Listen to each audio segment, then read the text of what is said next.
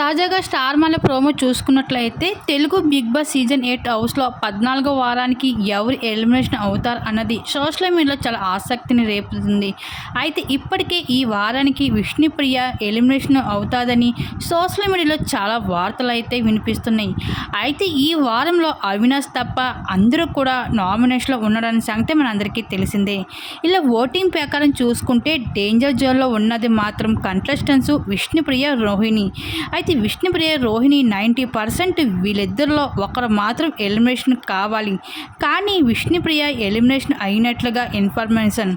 అయితే విష్ణుప్రియ, రోహిణి ఒకరు ఎలిమినేషన్ అవుతారు కనుక బిగ్ బాస్ వీళ్ళిద్దరికీ అయితే ఒక బంపర్ ఆఫర్ అయితే ఇవ్వడం జరిగింది. ఇంకా ప్రైజ్ మనీ నుంచి కొంత మనీని ఆఫర్ ఇవ్వడంతో ఇద్దరు కూడా అయితే సూట్ కేసుని వద్దని చెప్పడం జరిగింది. ఇంకా ఫైనల్గా అయితే ఓటింగ్ ప్రకారంలో ఈ వారంలో అయితే డేంజర్ జోన్లో ఉన్నది ఎక్కువగా మాత్రం రోహిణి.